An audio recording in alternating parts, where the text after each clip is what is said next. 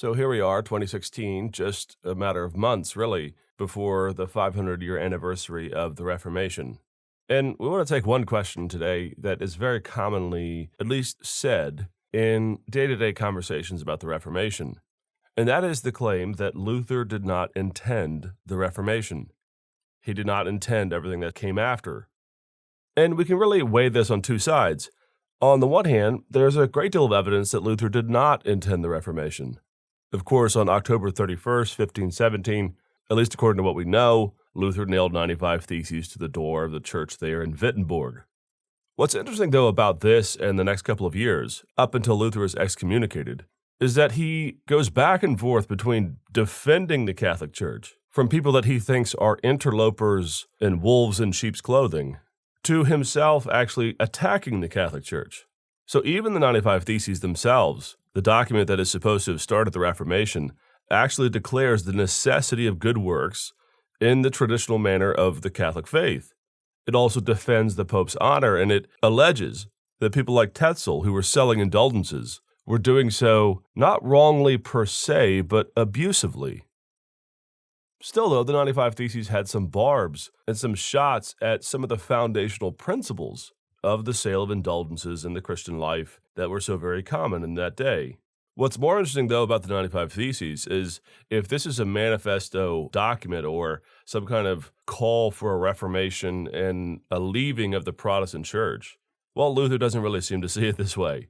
You see, because as soon as the controversy erupted, Luther actually began to backpedal just a bit on this. Within a matter of months, after the 95 Theses had been translated into German and had been circulated around Germany and had become something of a document that was fomenting not so much rebellion, but criticism of the Catholic Church, Luther actually sent the 95 Theses, along with an apology letter, to the Archbishop Albrecht of Mainz and Magdeburg. Now, we have to be careful here. An apology doesn't mean that he is necessarily apologizing.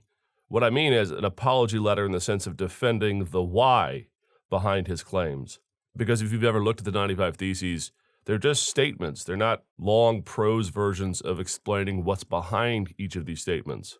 And in a few cases, Luther actually walks back some of his rhetoric, which does indicate that Luther is not attempting, from the word go, to start an upheaval of the Western Church. But rather, he is calling for change, a return to scriptural principles, these types of things.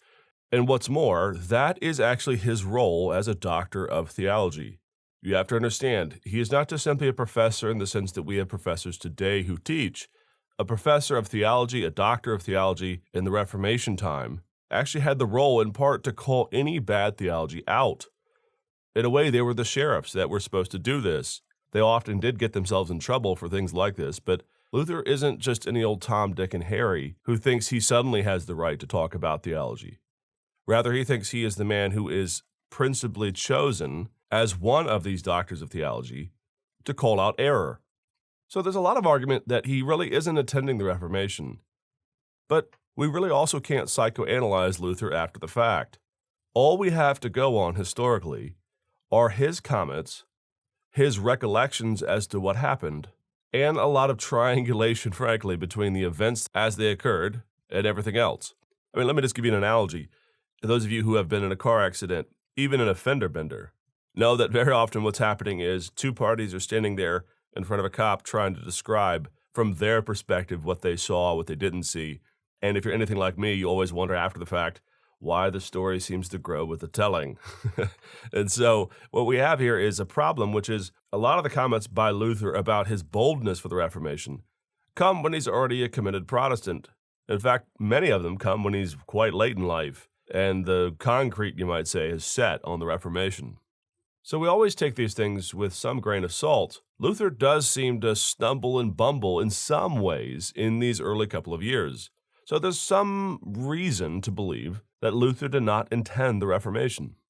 That being said, for a man not intending to split the church or to raise some type of a ruckus, Luther's rhetoric for the first couple of years of the Reformation at times goes the other way, which is that it is full-throated, blistering, and uncompromising in its commitment to challenge some of the central orthodoxies of the establishment. I mean, as early as 1519, very early in 1519, in fact. So you're talking about a year and a half after the 95 Theses. At the Leipzig Disputation, Luther is willing to say that he is a Hussite, which would be a bit like going in front of Congress and saying you're a member of ISIS or a member of the Taliban or something like this. The Hussites were the epitome of schismatic heretics in the Middle Ages. And so for Luther to stand there and say, yeah, I'm a Hussite. I believe the Pope can be wrong. I believe the theology of the Middle Ages has gone off the rails. And I think that there ought to be a return to the scriptures only as the source of theology. To say that this equates him with the Hussite movement, he knows, means that his life is going to be put on the line. So, on the other end, despite the fact that Luther at times stumbles and bumbles and pulls back and walks back some of the rhetoric, he is certainly very, very blistering for a man who is merely seeking reform from within. In the end, this question is probably unanswerable. There's no way to find the root of this. We can't psychoanalyze Luther after the fact, and all we have are the comments of him and others around him. I think the more important thing is why this comment is often made, that Luther did not intend the Reformation.